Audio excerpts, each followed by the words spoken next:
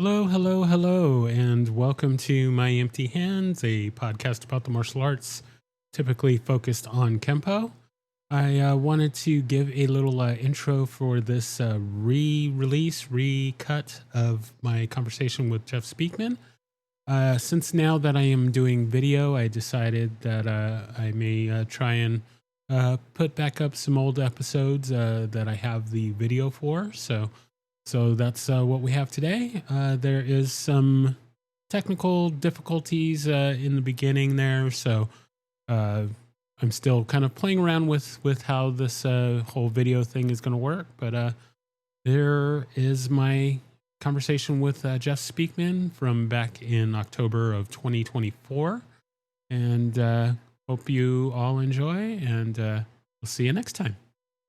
Hello, hello, hello, and welcome to My Empty Hands, a podcast about Kempo and other martial arts and whatever else I feel like talking to. I am Reggie Darden, and today I am at a loss for words because I have a Mr. Jeff Speakman with me today, the one and only, the perfect weapon, the Kempo extraordinaire. I'm gonna try and keep it together because this is a big deal, for me. You know, on my little podcast, having the gentleman that is a big reason why I do Kempo and why I love Kempo. As I've stated on other episodes, you know, I got started in Kempo because seeing The Perfect Weapon. Me and my best friend, we saw the movie and it was like, we got to do that. We got to do that. I've always been interested in the martial arts, and finally getting to actually get involved in it. It was, you know, huge for me, and you know, The Perfect Weapon was the match that lit the fire, the Kempo fire, and I've just been rocking and rolling ever since. So as I mentioned before we started recording, I, you know, typically just ask, you know, how did you get started and what your journey's been like, but, you know, being who you are, that topic has been covered many times. So I'm going to change format here and actually go ahead and skip that. What I usually start off with is just kind of giving a little bit of my background, so you have some familiarity with me. So I started. Good. Great. I'm from San Diego, and I started at a school probably in, I'm going to say 93 or 94, maybe. And that school was of the Tracy lineage, and so I started there. And actually, you may know of or be somewhat familiar with. So my instructor, his instructor was Orned Chicken Gabriel, pretty famous, you know, tournament fighter and competitor, and so Chicken was my instructor's instructor. My instructor is Pete Salas. He also was, you know, nationally ranked in tournament fighting and whatnot. So, you know, I trained at that school for about 3 years or so. Got almost to my third brown when I left for the Army. While I was in the Army, I did a little bit of Taekwondo, a little bit of Hapkido, a little bit of boxing, and just kind of did my own thing until I left the Army. Once I left, I moved to the Dallas, Texas area, and couldn't find, you know, I wanted to keep training, but couldn't find the kind of school that really suited me. So I just kind of did my own thing for a little bit, and, you know, as time moved along, I you know, forgot forgot a lot of things and didn't keep up as well as I should have. So I just kind of did my own thing, and then I got involved with my other love, which is capoeira, and I remembered quite a bit that I was quite surprised by. But that relit that Kempo fire, and I said, you know what, I gotta find me a Kempo school. So I started searching around, and I found the school that I'm currently training at. And you actually might know my instructor. It's a man by the name of Bill Piper. He got his third and fourth degrees from Larry Tatum, uh, and yeah, I've been training there for about three-ish years now. Got my green belt again. Guess about a couple of months ago, and yeah, just been really just kind of enjoying the journey and looking excited for what's coming next, and now I have this podcast, and I get to talk to both the who's who, the well knowns, and the not so well known people of Kempo and other martial arts. So I'm just real excited about that. Uh, in our emails, we did mention I did interview Carlos Alvarez, who teaches up in Plano. So he's not too far from me. So I'm definitely going to go visit his school when I get a chance. And then as we're recording here, I actually released his episode last night. So if you happen to want to hear that, I loved his story, and so I was really glad to get to talk to him. So yeah, that's kind of that's my little brief history there, and we're going to.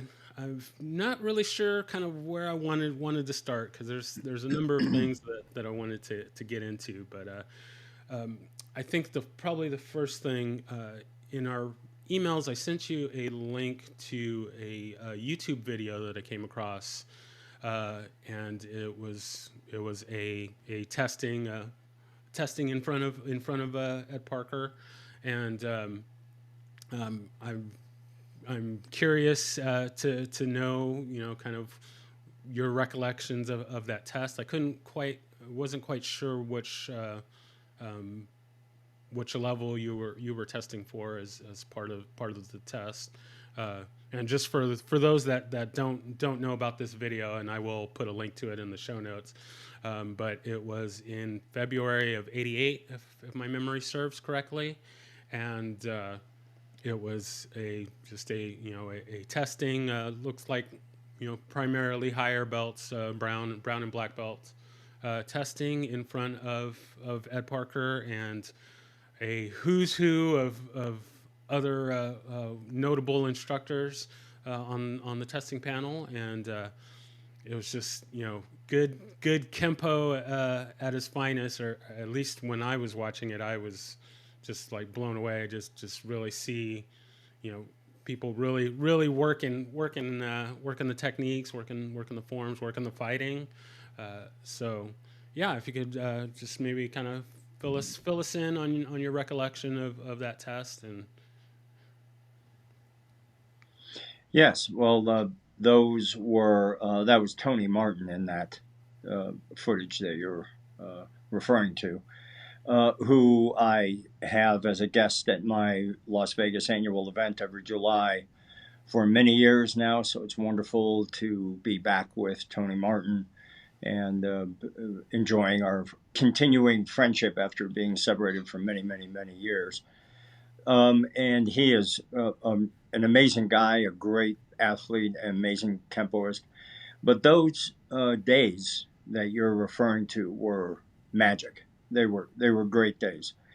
That was when Larry Tatum was the manager of the West Los Angeles school that was owned by Ed Parker, and we were a very tight group. Brian Hawkins was another one of that. In fact, Tony Martin, Brian Hawkins, and myself were very close friends and trained together all the time, several times a week for years. And back doing that tempo of that age, back in that time, which I'm sure many of the people that are watching this are tempoists themselves, like you.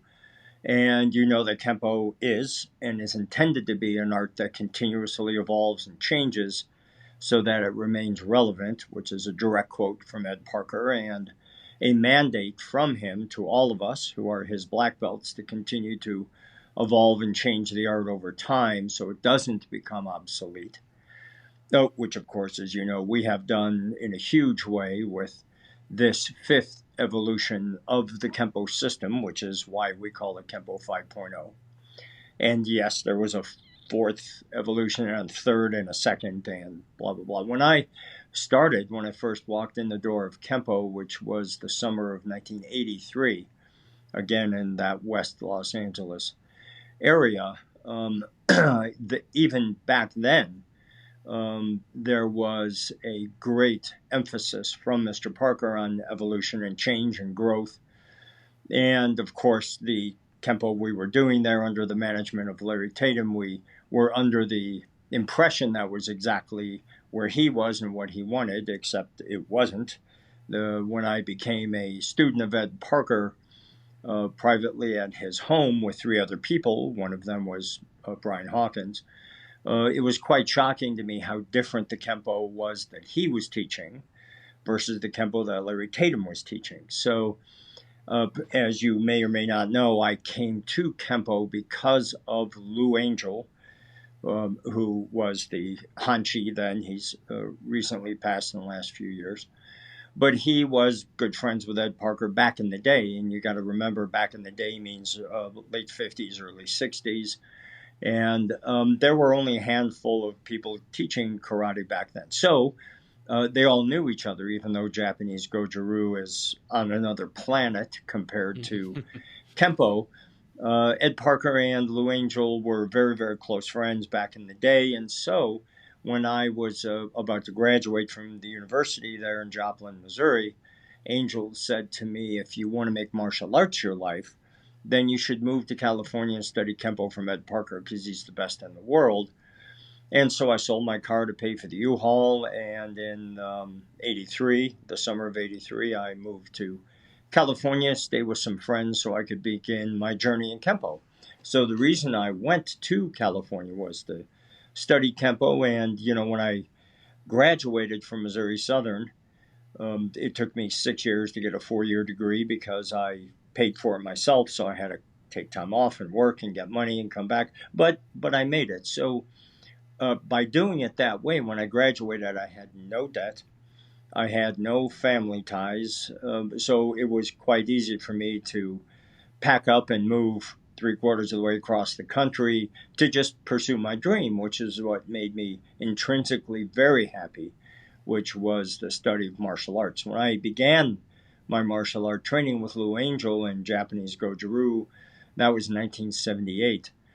And as soon as I began it, I knew this was something I would do all my life. Of course, I never thought I'd be in the movies and, run an international organization back then. But what I did know is internally, I really felt a deep hunger for the lifestyle of the martial arts. So I had the freedom, is my point, to just pursue my dreams. It was just like, of course, many people I knew from the university and in Joplin, Missouri, thought I was completely nuts because I was, not even going to have a car when I got to Los Angeles.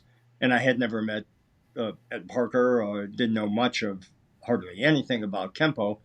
But it was Lou Angel's recommendation that this is the one and only place for me to go if I really wanted to make martial arts my life. So he wrote a letter of introduction for me.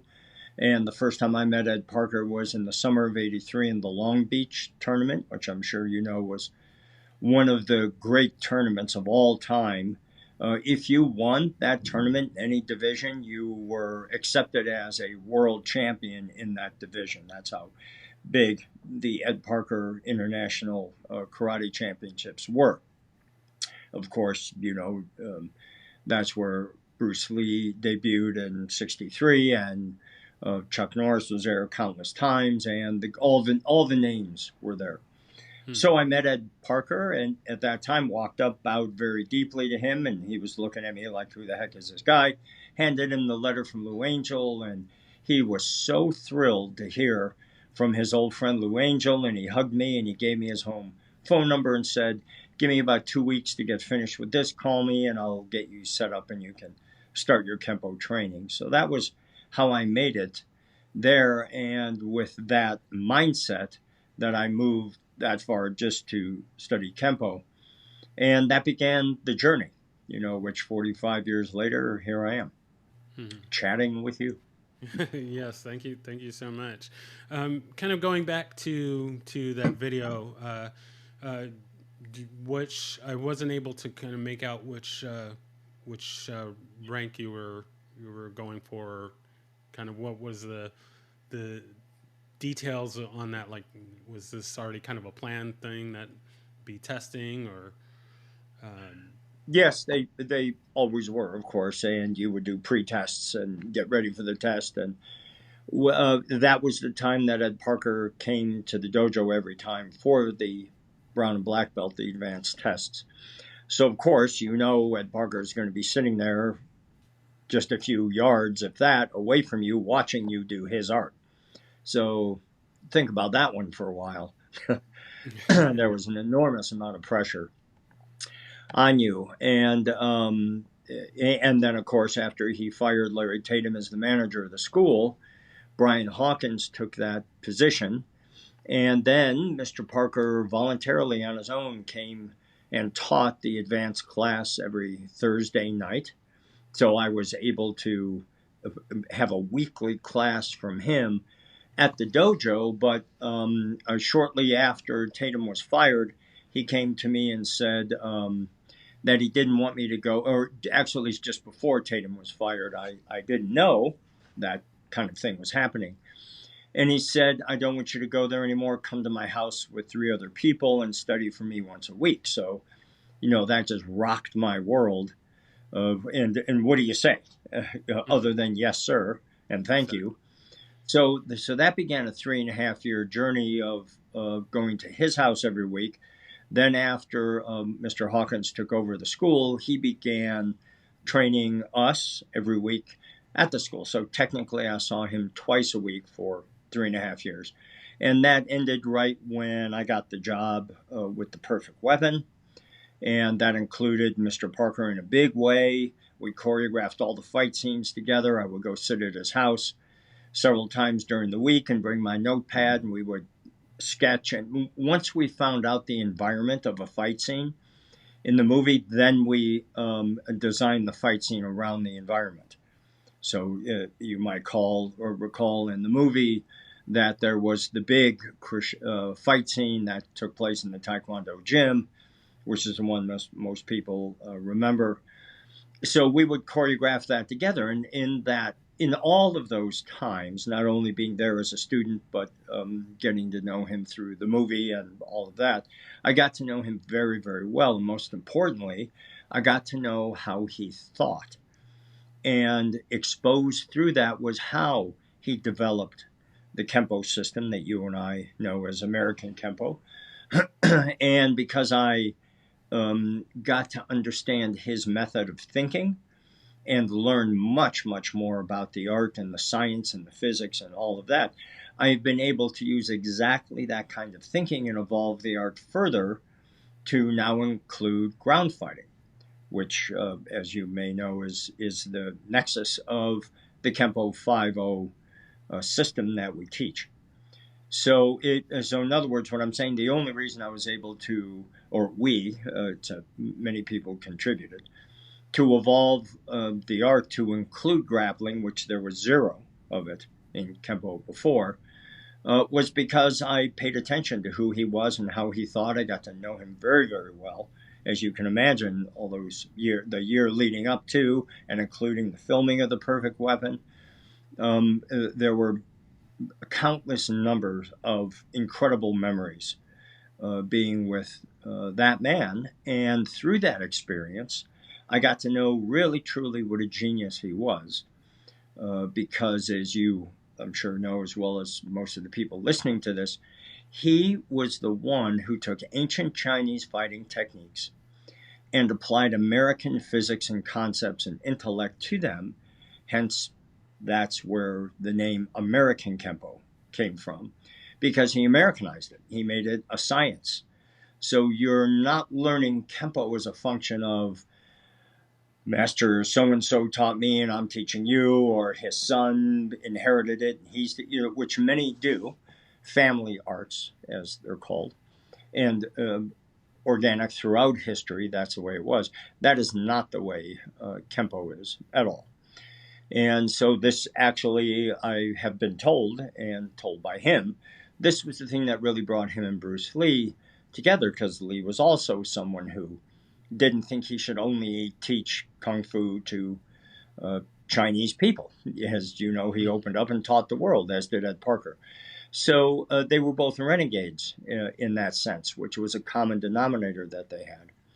And then, as I'm sure you know, Lee studied Kempo directly from Ed Parker for years at the Pasadena School, stayed with him at his house many times, and they were very, very close. And then that's sort of when Wing Chun became Jeet Kune Do, is when you saw a lot of the Kempo traits being incorporated into that.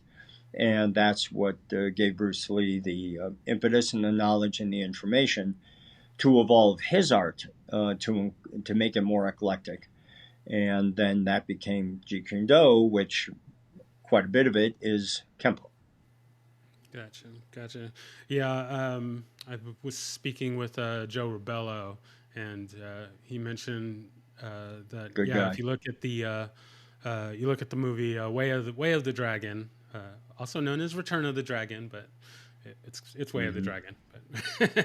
But Bruce Lee. I mean, he's like freestyle in his fight with Chuck Norris. It's like, oh yeah, there's Kempo all over that movie, and it was like, I never really kind of thought about that, but you look at it and you see the TSK, all the freestyle is all over that fight. So there's definitely definitely a lot of the Kempo influence in what Bruce Lee was doing, and that's huge. So rolling back to the testing again, I'm kind of curious how testing in Kempo is different from the Goju-Ryu that you did, and because something that kind of came to mind. So I recently rewatched was it Finding Mr. Miyagi, or something along those lines, and it was the gentleman in there was trying to get his black belt before he got to 50, and he was training in like Shotokan or something like that. And I almost fell out of my chair because he was talking about like a brown belt test or something like that. And he was saying, "Oh well, my test was like 15 minutes," and like I wanted to jump through the TV.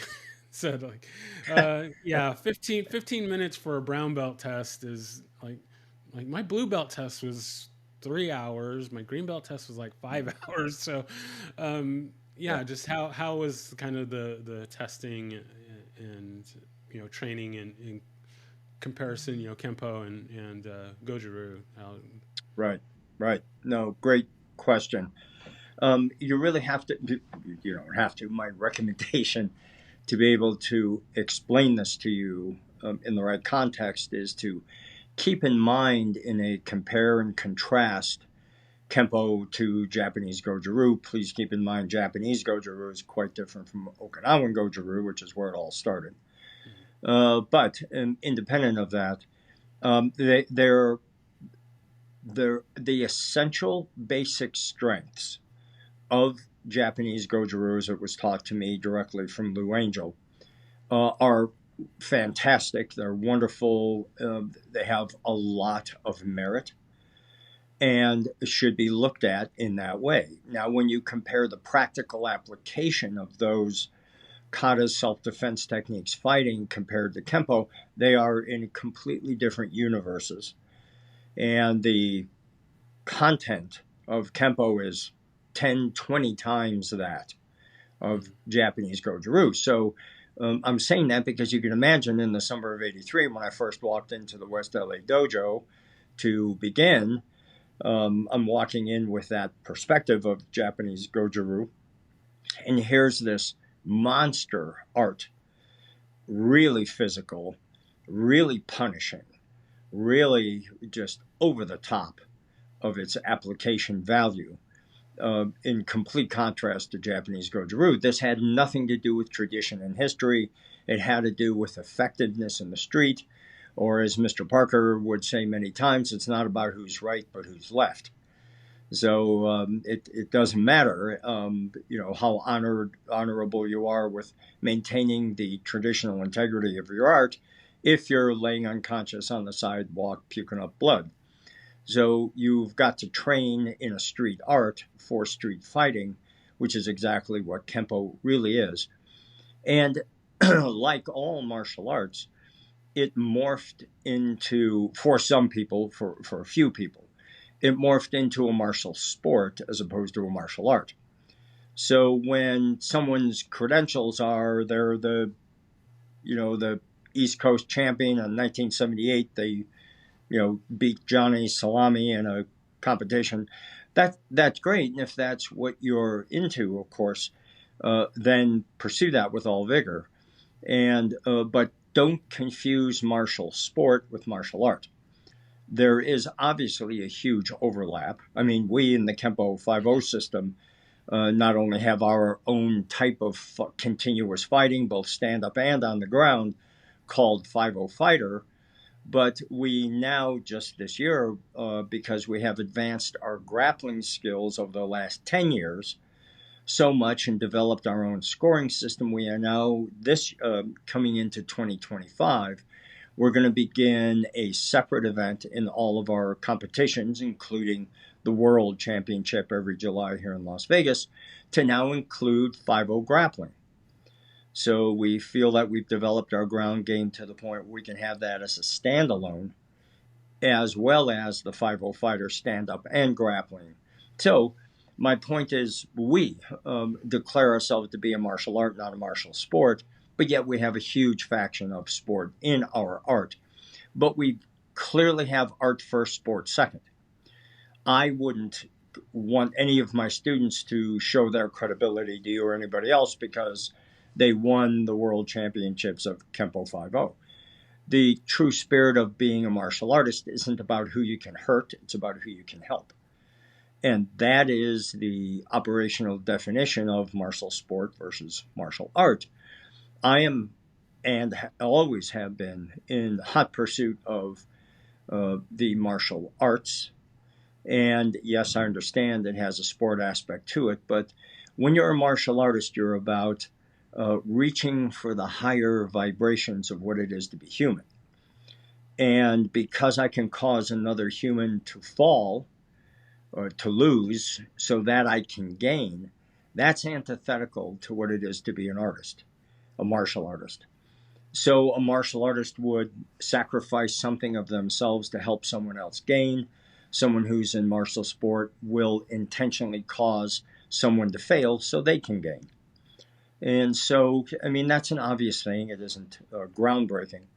But what I have noticed is there's a tremendous amount of recognition from martial artists throughout the world when I speak this way and when I bifurcate these two things into two completely different categories and try to highlight how one is different than the other.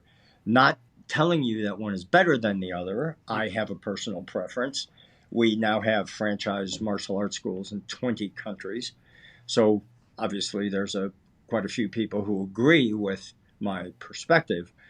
And it's very heartening for me to be at places where I can speak about this difference, not even to Kempo people, but have them receive it so well. So many times people applaud spontaneously when I bring up that duality because they are frustrated, very happy for the overwhelming success of MMA. Of course, I've studied jiu-jitsu for years. Many of my students have been high-level practitioners for years, which is how we got that skill set involved in the art of Kempo and created that division of Kempo where we now take Kempo to the ground. So it doesn't matter whether you're standing up or on the ground. a Kempo 5-0 black belt should be well trained in both of those ideas. In fact, you should be able to go from stand up to the ground, from the ground to stand up flawlessly. You should thunder between those worlds seamlessly and be able to deliver the kind of results with your Kempo on the ground as you have been with your Kempo standing up. And that is exactly what we have done. Very nice, very nice.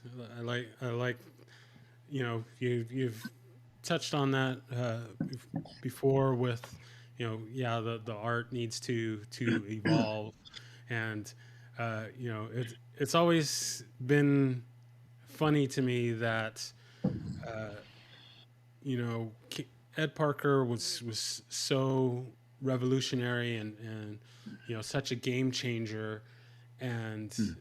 Kempo, there's all this infighting in the Kempo world about changing the art, and it's like, well, the reason we have the Kempo that we have is because the man that we looked up to changed things and Exactly. evolved. I Exactly. Well just, said. yeah, I just can't wrap my mind around, we should be perpetuating the art versus, oh well, Yes. I do things this way or I do things that way, or he wanted it to be this way, and it was like, well, obviously he did not want it to stay the same, because that's why we have the different, at the school that I'm at, we're on the 16 technique curriculum. So, and it didn't start out Yes. that way. So obviously No. there was a desire to change things and continue growing. And, the same thing can be said for people like Bruce Lee, and really all Yes. of the notable. I mean, you Exactly. could go back to the founder of judo, and just every known entity uh, that we look up to got there because they changed the status quo. And Right. I definitely think, Right. yeah, there are things that we can hold on to, but not at the sake of not growing and evolving and changing, and Exactly. so, Exactly. In fact, if I may, the Ed Parker quote that speaks to what you're very eloquently speaking about is only bring forward from tradition that which is practical today. And that's exactly what you're talking about. In fact, I'll give you a main Ed Parker quote that we use to justify our evolution, and that is, the ignorant refuse to study and the intelligent never stop. A real martial artist pursues change, he's not afraid of it. So there you have it. His direct mandate for all of us was to evolve and change the art that would keep it relevant. Now, the discussion that we should be having that we're not is, how did you evolve the art of Kempo to be able to accommodate ground fighting? Because that's obviously the 800-pound gorilla in the room. And the fact that you're not doing that and ignoring it and even speaking in a disrespectful way about me or my black belts, like saying we're not doing Kempo anymore, where the truth is the Kempo we're doing is more Kempo than the Kempo you're doing. Because you're not evolving, you're not changing, you're not growing, and you're stifling the art. And by today's standards, I would suggest for your further review, is that you are now contributing to the eventual isolation of the art of Kempo. Exactly what Ed Parker asked you not to do, you are doing. And or if you're a black belt, but you're under one of these big name black belts that you refer to from time to time, and they're not evolving and changing, why are you there? Don't stay with somebody who's doing the same thing that was being done 40, 45, even 50 years ago, where grappling wasn't what it is today. So, the story I told you, by the way, I want to interject here. A moment ago, you said we do the 16 technique system. That was an Ed Parker idea. I don't know if you know this or not, but yeah, remember version one? I spoke with Sorry. Brian Duffy, and Yeah. yeah, he told the story. Spoil for that episode. It hasn't been released yet, but I'm sure many know the story. But yeah, he did explain that he showed that to Ed Parker, and actually initially Ed Parker was not really. I don't know. I guess maybe he had his mind on other things or whatever, but it wasn't really kind of something he was into. But then a little bit later, once he wanted to get the kids program going and whatnot, this setup came back into play, and it was on the verge of becoming the standard. But The then new at the standard. time That's right. That's correct. Mr. Yep. Parker passed, Now and the reason why that makes such perfect sense is that the forms that you're supposed to know end at fifth degree black belt. So Form 7 is for fourth, Form 8, which is the knife form, is for fifth degree black belt. And when you break the Ed Parker system into 16 and 20, 16 for the lower belts and 20 for the brown and black, you wind up doing base techniques to first degree black belt. And then the extensions for orange are your requirement for second, the extensions for purple on through green, which in turn matches the katas that you're responsible. So it's a perfectly organized, sense-based, common sense-based system. That only matters if you teach the extensions and the katas 6, 7, and 8. And so if you don't, then it's a moot point. It just doesn't matter. But please keep in mind that when I came to Kempo in the summer of 1983, all of that information was available then.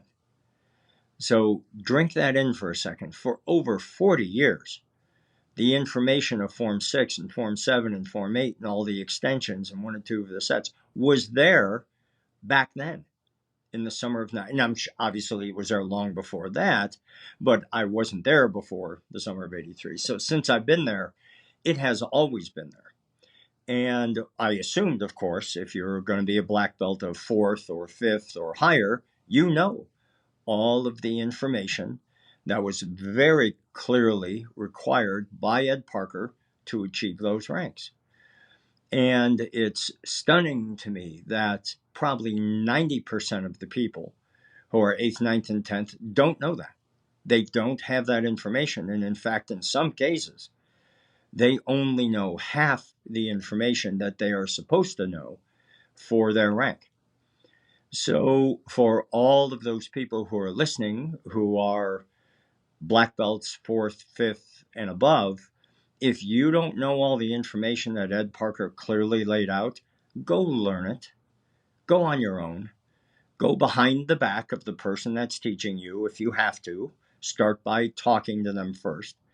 But why aren't you doing the complete Ed Parker art? Because you say you're a complete Ed Parker black belt.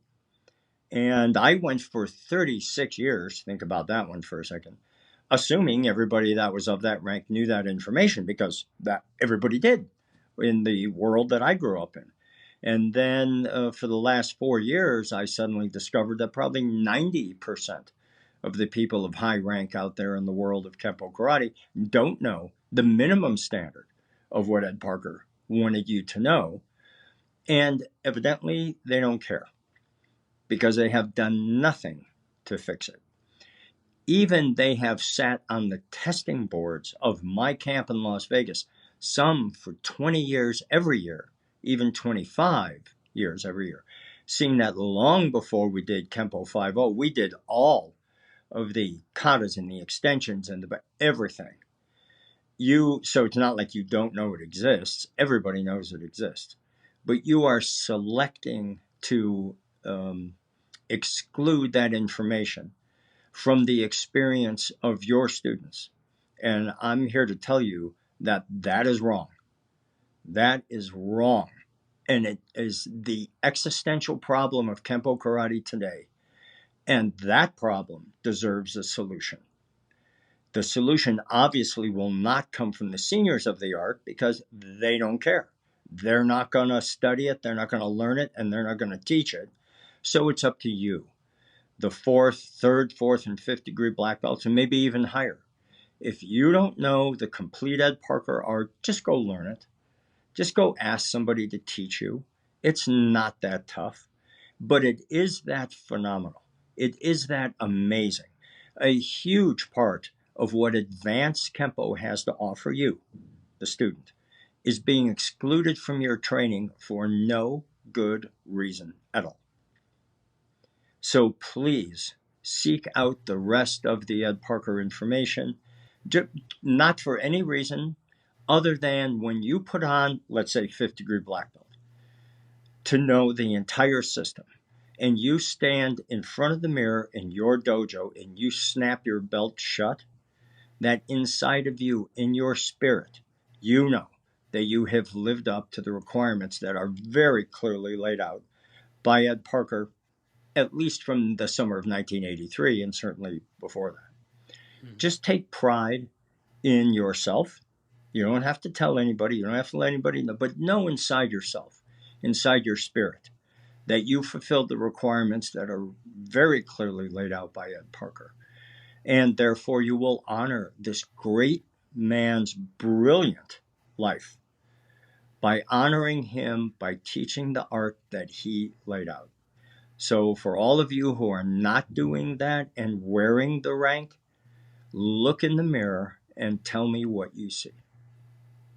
Yeah, no, we could definitely go on a rant tangent of craziness about people wearing the rank and we could go on a wild ride of that, but want to still try and keep at least a couple of listeners. We're gonna jump to something else here. I mean, man, there's so much that I could chat with you about, but we only have so much time, so I'm gonna jump Yeah, to this. We're gonna talk a little bit of Perfect Weapon here. But hopefully, I have a little bit different angle than the usual things here. So one of my things that people think that I joke about, but I'm very serious. I have now made it a requirement that I watch The Perfect Weapon before any test. So yeah, wow. whether it's a belt test Holy or a cow, stripe that is test, great. um, Huh. I've watched it, and in my current training, I think I started this when I was going for my purple stripe, and so far hasn't failed me yet. So yeah, at least a day or so before my test, I watched Perfect Weapon. Mm, that But is there great. is something that well, there's kind of a few little funny things that I had about it, but uh, one of them being so at the beginning of the movie, your character starts at the school, and there's I assume because of the way Hollywood works, I assume that she was supposed to be your love interest in the movie, the character Jennifer. Um, Yep. but so when your character started at the school, she was already a yellow belt, and uh, you're going through your training and whatnot, and when your character gets his black belt, notice that Jennifer was still at her brown, and then towards at the end of the movie, I'm not really kind of sure how the movie time frame is, but I guess your character was at least a second degree by the time he returns to the school, and at the closing moments of the movie, I'm seeing that Jennifer still has her first degree, and it always, I don't know, I guess it kind of bothered me, or I just my little fan fiction head canon, I would try and come up with reasons for why you surpassed her in rank, and I think my latest theory is that something happened with her family, or she had to move away or something, and so she couldn't continue training, and had to take a little break. But then Right. realized that she loved Kempo, and loved training, and so she fought her way back to the school, and picked up her training after a long gap. But Wow. yeah, I'm That just is great. Really great. I'm just wondering if there, I mean, was there any? I don't know. There probably wasn't any thought about that, but um, I'm just The curious. If, thought that was put into that via the producer and most importantly the writer was that they wanted to minimize the importance, relative or not, of rank. So that it was about the person and these were the values of the martial arts. Because even back then, and remember that was 1989, it was released in March of 90, um, and March of 91, because Mr. Parker died December 15th of 90. We finished filming in November, and then he went home to Hawaii to see his 94-year-old mother.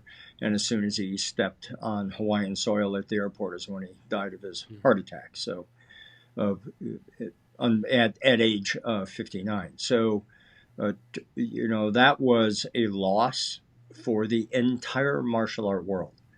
You got to think much bigger than just Kempo, because this man was that important in the world of martial arts. And I never want to see that diminished, and I never want to see that disrespected.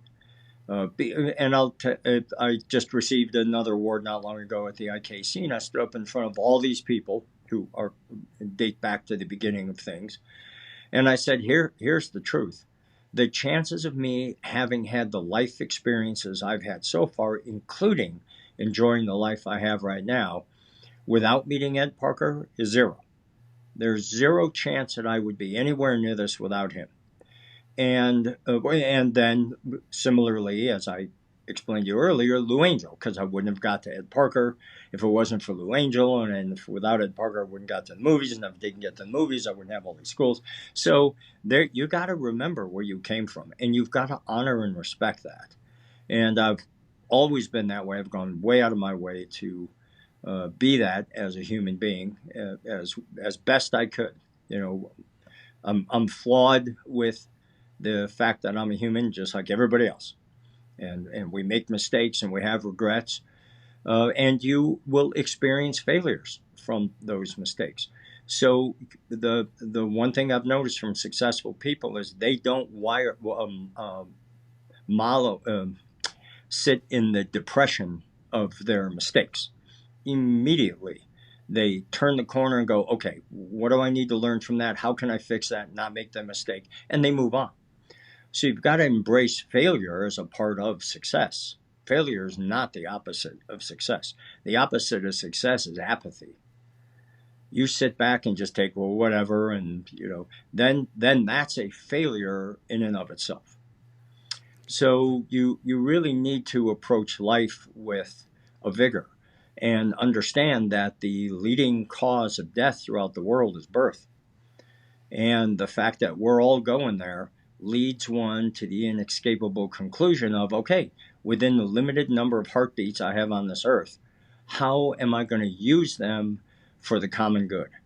How am I going to use that, develop my intellect, develop my physical skills, not for the purposes of self-aggrandizement and buy another house and a better car and blah, blah, blah, but how can I use that success and that learning curve to help make the world a better place before I die? And that's the game. And for me, the journey of the martial arts had been exactly that. And I suggest to you and all of the people listening to think about that and find a way that you can help, in a big way or a small way, doesn't matter, to make the world a better place for the common good of all of us. And more so now, because today is the day that hate is winning the day. And there's a Exactly. better way for us to go through this, folks. There's a better way for us to do this, and it is not in embracing hate. It's embracing critical thinking, reason, empathy, and really caring for each other and trying to build a life where other people are influenced in a positive way, not a negative way.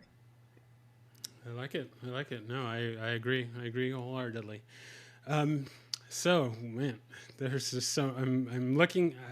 Not usually one to look at the clock, but I mean, there's so much stuff. But there's three, and hopefully I can have you back at another time to get in some more Sure, stuff. But want you got to to do is go ask. ahead and I'll show up nice, thank you. for good news or Um, bad news. I'll show up. no, that's great. Like, I mean, I could talk kempo and martial arts all the live long day. I mean, Yeah, it's I'm just with you. it's We're that, aren't we? Yeah.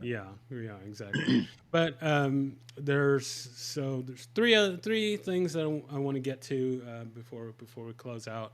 Um, First one, and I'm sure this has been brought up, but I just want to make sure that I get it straight from the source. So, the form in the beginning of the Perfect Weapon. My Yes. understanding that was a combination of which forms? Of For 4 and 6, with one exception, and this is a very deeply personal thing to me. But as you probably recall, in that form, in the middle of the form, I stop, go to a square horse, and I do a series of movements with my hands, static. And those movements are directly from one of the katas of Japanese Goju-ryu. That kata is called Tensho. So I selected to do that because I knew Lou Angel would be sitting in a movie theater in Joplin, Missouri, watching the first run of The Perfect Weapon, and he knew that that would be a salutation to him, to a show of respect to him. It's when I, split my hands this way. And it worked big time. Next time I saw him with tears in his eyes, he said, "Man, my chest was out to here when I saw you do that," and was very, very grateful. And well, all throughout my career, I've always talked about him as I am now and thanked him, and he always appreciated that I remembered him, which is very easy to do because if it wasn't for him, I wouldn't be anywhere. So, and I think that's important for all of us to remember, to be grateful to the people who are responsible for helping us in our lives, because then maybe you can be helpful to somebody else in their life and pass on that good energy. But yeah, that was an important thing. You know what? That was the only thing Ed Parker did not see during the filming of the movie, and that was by his choice. So every week during the filming, and of course he was on the set with me every day, even way into the small hours of the night when there was a fight scene. He was with me every moment, and but that was the only time he was not on the set, and he died before the movie was completely finished. Out of post production, and so he never saw the kata. But when I went to his house to show him the kata to see what he thought, he said, "Nope, I don't want to see it. This is the one thing in this movie I want it to come directly from you. I'll see it when the movie comes out." And of course, he did not because he passed. He transitioned to the other side before then. So the kata is deeply, deeply personal to me because he never saw it. He didn't want to see it. And in the middle of it, it had that salute to Lou Angel, which had the intended effect. But yeah, it was just something I made up.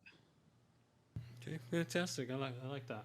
I like that. So this part, or I guess this question, uh, we'll, I think we'll save the meat of it for our next chat, but maybe you can kind of give the I don't know, quick answer. So I've Sure. recently started in my instructor training, and which I did, teach capoeira for many years, but Hmm. this is kind of my first foray into kempo teaching. But maybe you can just go ahead and throw out a quick tip or two for not only myself but those that are newly getting into instructing. Just maybe a quick tip or two to throw out, and then we can elaborate on another day. Sure, sure. Yeah, the single most important thing about being a teacher is that you understand the very, very basic principles of behavioral management, how to use reinforcement, how to understand and use where it's appropriate punishment, and how to apply those things to get what you want out of your students, to get the highest performance from them. And so when you understand the value of positive reinforcement and how to use it and how to withhold it too, not just apply it, you can create a world of a positive feedback loop where you and I are exchanging back and forth positive rewards, positive reinforcement. I'm a good teacher and you make me feel good because you tell me that. You're a good student because you listen to the teaching and it affects you and it makes you a better person. There's the symbiotic relationship that's important. Forget the art. It's about the humanness of how we can help each other to have a better life. Very good. I like it. All right, so now we've reached our lightning round and got a couple fun little Okay. questions to close this out with. First one being, do you have a favorite technique? Yes. And I would have to say it is our Kempo 5.0 version of glancing wing with the extension, of course, which is you're responsible for extensions for orange, which that's an orange belt technique for us, for second black. So that would clearly be, I think, my favorite technique as long as you put the extension with it. Okay, very nice, very nice. Uh, do you have a favorite form and/or set? Yes, on both. I would have to say if we could break that down, by far and away my favorite Parker form would be Form 6. There's just no question. It's a culmination of every single bit of the Kempo you've been learning all those many, many years, all compiled into one extremely challenging form. So that's the pinnacle of the empty hand katas. And then my other favorite form is not a Parker form. It's the one we developed for fifth degree black belt, which is Form 8, which is your knife form. And so ours is quite different because we changed all the knife techniques. So we created a new form because it would be ridiculous to do a form with none of the techniques that we do. So our Form 8 is different than others, but that would have to be my favorite non-Parker form. Okay, excellent. I like it. All right, and the final question: if there was anyone that you could train with, living or dead, fictional or non-fictional, besides Ed Parker, I'm gonna have to start adding this now. Yeah, Who would that be? I and this is not a cop out, but I have been an ardent student of my students for many years. They teach me with how they ask their questions, how they perceive the art, how they perform the art. It teaches me to be a better teacher and a better instructor. And so my students are my instructors, they are my teachers, and they are my family. We actually refer to ourselves as the 5.0 family. Oh, by the way, we do a little bit of karate too. So we're really involved in the love and friendship that we have for one another, so we can be there to help each other through the difficult times in life. With the unexpected deaths of loved ones or your family members. We just experienced that a year ago with my senior female black belt here in Las Vegas, Kathy Little, died at age 52 from the treatment for her cancer. And she was so deeply loved by everyone around the world. It rocked us. So we all came together instantly. We rushed to the side of the other people who are in our 5.0 family, whatever language they speak, whatever part of the world they live in, to let them know that we are here, we are your friends, we love you, and we are going to help you through the difficult times in life. Because suffering is coming, tragedy is coming, it will happen. And we all need a structure of other human beings that will help us get through those very difficult times. That is what the Kempo 50 family is all about. Yeah, that's well said, well put. Yeah, I thank you so much for taking the time to be on with me and chat with me and listen to me ramble and gush over over you. But, yeah, I definitely hope we can do this again in the not too distant future. There's uh, certainly want to elaborate more on the teaching side and get more insights into your time with Ed Parker, and but we'll discuss those at another point. But yeah, I thank you again. Now is your point to say anything that you want, plug anything you want, or whatever you want to say that we maybe haven't talked about yet. Now's your time to do so, and then we will close out for today. Well, first, I'm indebted to you, sir. I appreciate this opportunity to speak to people who normally wouldn't be listening to me. And if you don't like what I have to say, just turn your head and spit me out, and it's over. But hopefully, some of the things I've shared with you and all of the people who will be watching this will have some meaning and will motivate them in some way to continue and learn the complete art of Kempo Karate as Ed Parker designed it. And then once you do that, if you want to change it, eliminate this, okay, then do what you think is best, because that's all part of the mandate to evolve the art. So you have to decide how you want to evolve it. Only a handful of Ed Parker's black belts did that. I'm one of those people. Even though one of his quotes is, "When I'm gone, I hope no one traditionalizes my art." And virtually everyone has. It's a truly bizarre situation. But to really be grateful and look at the genius of who Ed Parker was, appreciate it, and show your respect by learning the aspects of the art that have been selected for extinction that you just don't know.